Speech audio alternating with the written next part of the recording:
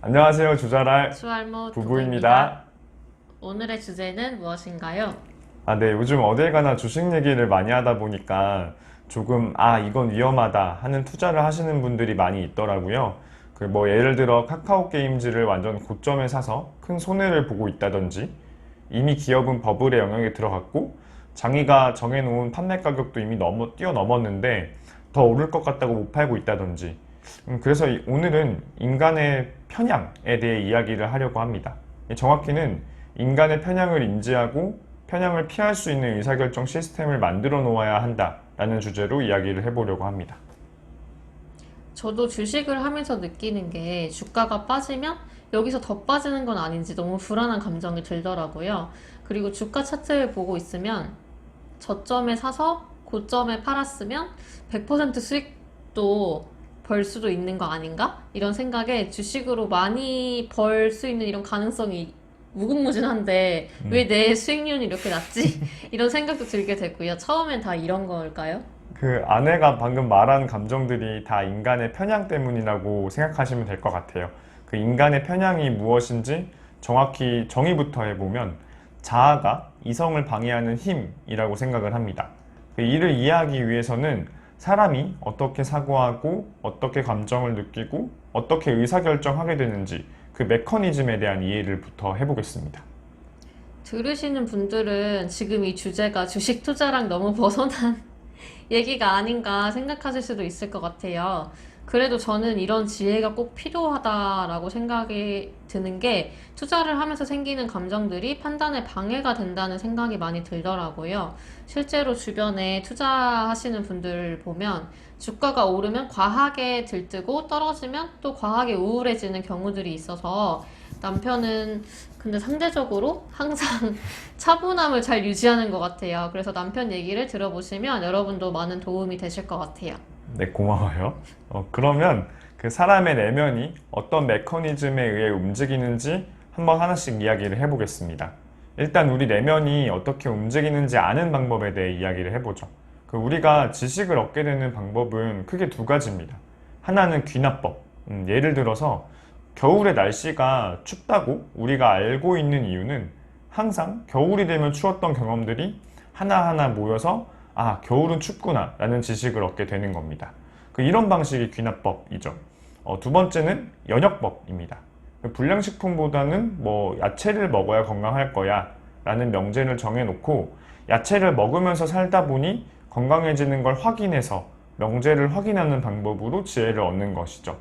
그렇다면 사람의 내면에 대해 알려면 적합한 방법은 무엇일까요? 아무래도 많은 사람들의 내면을 다 들여다볼 수는 없으니까 연역법이 더 적합하지 않을까요? 네, 맞습니다. 그렇다면 한번 이런 명제를 만들어 보죠. 사람의 내면은 원시시대 때 살아남기 가장 적합한 구조로 발전해 있다. 어떤 진화론의 명제를 빌려온 것입니다. 그런 이유, 내 마음에서 일어난 일들을 잘 들여다보고 저 명제로 설명이 되는지 그렇게 확인하는 방법으로 인간의 내면이 어떤가를 확인하는 거죠. 그런 식으로 인간의 내면에 대해 고민한 책들이 있습니다. 지금 말씀드리는 내용은 로버트 그린의 The Laws of Human Nature에 나오는 내용들이에요. 인문학 책이지만 투자에 정말 도움이 많이 됩니다. 일단 인간의 내면을 지배하는 가장 강력한 감정은 관심받고 싶다, 사랑받고 싶다입니다. 기본적으로 인간은 사회적 동물이다 라는 특징이 가장 강력하게 작용합니다. 현재 인류는 원시시대 때부터 지금까지 살아남은 종들이 계속해서 살아남는 것일 텐데요. 당연히 인간은 신체적으로 동물들에 비해 약하기 때문에 꼭 협동해야 살아남을 수 있을 것이고 협동할 수 있는 능력이 우수한 인간들이 살아남아 있을 겁니다. 그래서 기본적으로 관심받고 싶다라는 협동을 하고 싶다라는 욕심이 가장 생각을 지배합니다. 근데 저는 약간 혼자 있고 싶다는 생각도 많이 드는 편이거든요. 그런 건 왜 그런 걸까요? 이걸 설명하기 위해서는 자아라는 개념이 중요합니다. 우리는 관심을 항상 받고 싶지만 현실적으로 항상 누군가에게 지속해서 관심을 받을 수는 없습니다. 그래서 우리는 내면에 이 자아라는 것을 만듭니다. 그 자아는 내가 생각하는 모든 장점들을 모아서 이런 장점을 가진 사람이 바로 너야 라고 끊임없이 내면에서 말해주는 어떤 거라고 생각하시면 될 것 같아요. 이게 나라고 계속해서 믿고 싶게 만드는 그런 힘입니다. 누군가 관심을 가져주지 않게 된다면 이런 자아에 기대서 정서가 좀 버틸 수 있게 되는 것이죠. 어릴 때 뭐 공주병, 왕자병 이런 게 그 자아가 강하게 작용하고 있는 상태의 사례라고 생각할 수 있겠네요. 그막 어릴 때 보면 집에서 너무 예쁨 받고 자라서 자기가 공주라고 생각하고 이제 그런 친구들이 있잖아요. 그쵸? 그래서 공주 대접을 안 해주면 바로 화를 내거나 참지 못하는 그런 친구들. 맞아요. 정확한 사례입니다. 그래도 나이가 들수록 그런 공주병을 가진 사람이 주변에 없게 되잖아요. 왜냐하면 사람에게는 이성이라는 시스템도 있기 때문이죠. 그 이성이란 현실을 인지하고 판단하고 미래를 추론하는 능력을 말합니다. 그 이성은 끊임없이 자아에게 현실을 알려줍니다.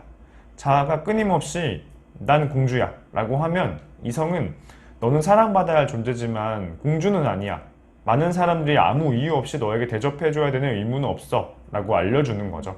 이 둘은 끊임없이 충돌합니다. 그 충돌하는 과정에서 사람의 성격이라는 게 생기는 거겠네요. 이성이 약해서 자아가 완전 이겨버리면 정말 심한 공주병을 가지게 되고 현실을 부정할 테고, 이성이 강해서 자아를 이기면 공주병은 사라지는 거겠죠? 네, 맞아요. 그 이성의 힘이 얼마나 강하냐에 따라 긍정적인 사례와 부정적인 사례가 나뉩니다. 그 긍정적인 사례는 뭐 이런 거겠죠. 그 만들어진 자아가 실제와는 다르다는 것을 인식해요. 그래서 그 차이를 줄이고 싶어서 열심히 자기가 생각한 아이디어한 자아가 되기 위해 노력하는 경우가 있을 거고요. 아니면 자기가 만들어 놓은 자아가 남들이 나에게 말해주는 모습과 일치해서 그 지속적으로 행복감을 느끼고 사는 경우도 있을 겁니다. 이런 사람들은 일단 감정적이지 않아요. 기본적으로 자아와 이성이 충돌하면서 생기는 것이 감정이기 때문에 그 충돌을 하지 않으면 굉장히 차분합니다. 그리고 사람에게서 관심을 받지 않아도 자아가 잘 행복을 충족시켜 주기 때문에 관심을 받으려고 막 노력하는 그런 모습들도 잘 보이지 않습니다. 그럼 부정적인 경우들은 어떤 경우가 있을까요? 부정적인 경우는 이런 것들이죠. 그 이성의 힘이 너무 약해서 자아가 완전히 이겨버린 겁니다. 그런데 이 경우 내가 생각하는 자아와 현실이 너무 달라서 끊임없이 불안감을 느껴요. 내 생각에 나는 공주인데 사람들이 자꾸 공주 취급을 해주지 않는다면 끊임없이 불안하고 화가 날 거예요. 사람이 매우 감정적이게 됩니다. 또 이런 경우도 안 좋은 케이스예요. 이성적으로 내가 자아와는 너무 다르다는 사실을 명확하게 알아요. 그래서 계속 나는 너무 부족해 라는 생각을 하는데 그 만들어 온 자아로 가까이 가려는 노력을 전혀 하지 않아서 계속해서 나는 부족해 라는 생각만 가지고 사는 겁니다. 이 경우에도 매우 불행한 인생을 살게 돼요. 두 경우 모두 계속해서 남들의 관심을 갈구하게 됩니다. 겉으로 보면 사람들도 되게 좋아하고 많은 사람들도 만나고 살지만 속은 다 망가져 있는 경우들이 많은 것 같아요. 저도 주변에 그런 사례들이 좀 있는 것 같아요. 사람들의 관심이 좀 많이 필요해서 자주 SNS를 뭐 한다거나 조금은 과하게 카톡 프로필 사진을 계속 바꾼다거나 하면 조금은 좀 안타까워 보이는 것 같아요. 정리를 해보면 사람의 내면은 이렇게 움직인다는 것 같아요. 기본적으로 사람은 사회적 동물이기 때문에 관심받고 싶어 한다. 그런데 항상 관심을 받을 수는 없으니 나만의 아이디어란 모습인 자아를 만든다. 이성은 현실을 판단하고 미래를 추론하는 힘인데 끊임없이 자아랑 충돌한다. 이 충돌하는 과정에서 감정이 생기고 성격이 만들어진다. 이런 거죠. 그렇죠. 투자는 이거랑 투자는 어떻게 연결이 될까요? 네, 이제 투자와 연결지어서 설명을 드려보겠습니다. 그 자아가 끊임없이 넌 잘났어 라고 말하기 때문에 이성의 힘이 약해질 때마다 우리는 자꾸 비이성적인 생각과 선택들을 하게 됩니다. 이것을 편향이라고 하는데요. 여러 편향들이 있지만 모든 편향들의 공통점은 자아를 지키기 위해서 발생한다라는 공통점이 있습니다. 투자에서의 편향 예를 3가지 들어볼게요. 일단 첫 번째는 기대 수익률을 너무 높게 생각하는 현상입니다. 대부분의 사람들의 자아는 부유함이라는 특성이 있습니다. 쉽게 말씀드려서 우리는 모두 부자가 되고 싶어 합니다. 근데 그것도 빨리 되고 싶어 합니다. 이 상태에서 주가 차트를 봅니다. 차트를 보면 이런 생각이 자꾸 드는 거예요. 저점에서 사서 고점에서 팔았다면 300% 수익이네? 그런 방법이 있지 않을까? 이때 자아가 이야기합니다. 너는 충분히 할 수 있어. 라고요. 그리고 주변에서 막 주식으로 대박 났다는 사람들의 말이 막 들려옵니다. 그러면 정말 이성이 마비되는 거예요. 그런데 잠깐 이런 자아의 목소리를 끄고 생각해 보자는 거죠. 내 투자 수익률이 내가 정말 특출나지 않는 이상 투자자들의 평균이 될 확률이 일단 우선 가장 높겠죠. 그리고 내가 정말 잘한다고 해도 세계 1등 투자자보다는 투자 수익률이 높기는 쉽지가 않을 겁니다. 자, 그렇다면 이를 숫자로 확인해 보죠. 그 세계 1등 투자자라고 할 수 있는 워렌 버핏, 피터 린치 같은 사람들도 투자 수익률이 연평균으로 한 20% 정도 됩니다.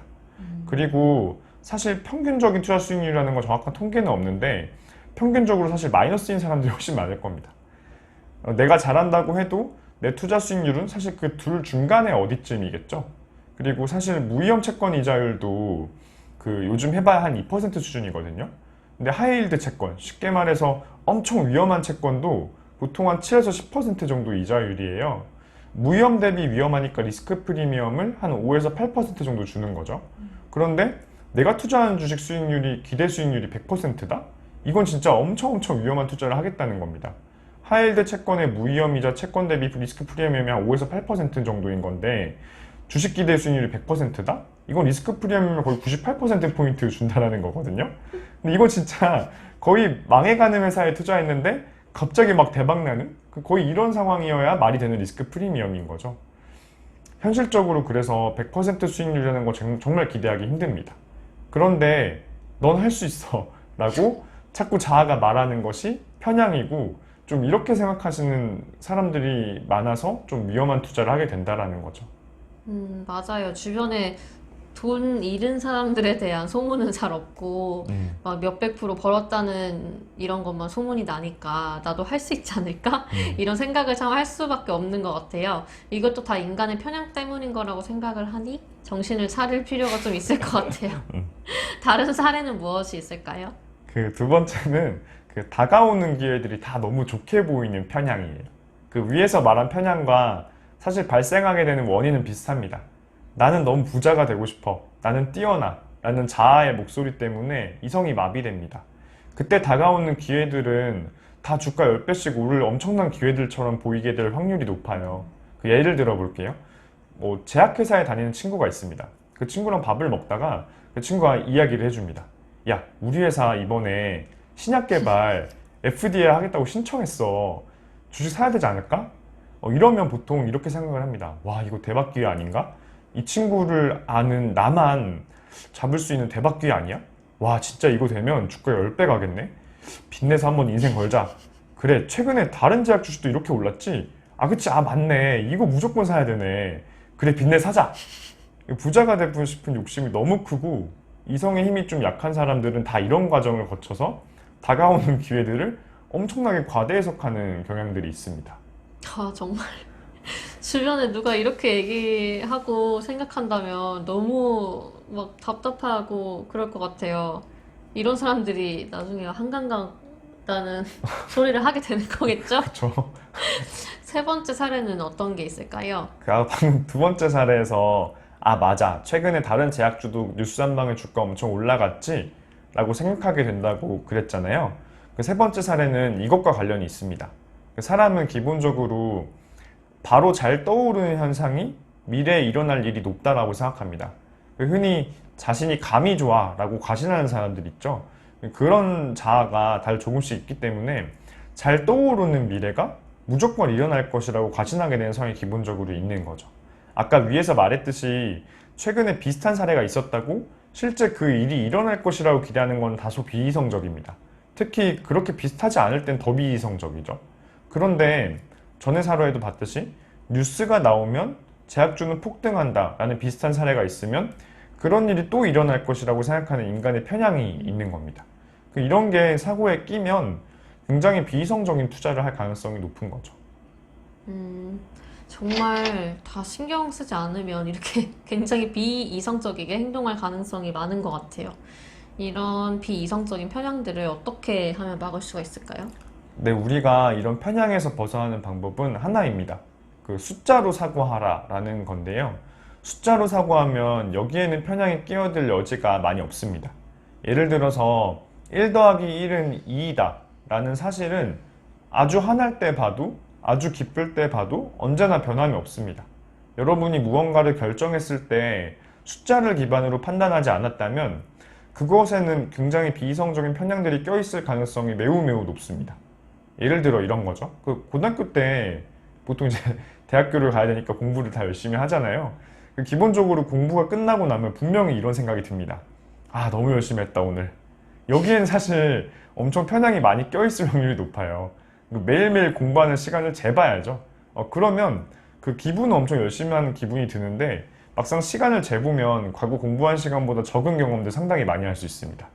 그래서 모든 의사결정에는 꼭 숫자가 들어가야 되는 것이죠. 이 영상에서는 다 설명하지는 못할 것 같은데요. 말씀드리고 싶은 이 키워드들에 대해서 꼭 인터넷 검색이나 책을 통해서 공부하셨으면 좋겠어요. 일단 첫 번째는 DCF 밸류에이션, 두 번째는 내부 수익률, IRR, 이걸 알아야 되고요. 세 번째는 금리입니다. 이 세 가지에 대해 꼭 배우셨으면 합니다. 그리고 이 배운 것들을 꼭 투자 의사결정 과정에 껴 넣어주세요. 그러면 편향에 지배당하지 않고 이성적으로 숫자를 통해 투자를 의사결정하는 것들을 할 수 있을 겁니다. 이에 대한 내용들은 차차 다른 영상에서도 자세히 말씀을 드리겠습니다. 네, 오늘의 영상은 여기까지입니다. 감사합니다. 안녕하세요. 왜 저래, 진짜. 자전.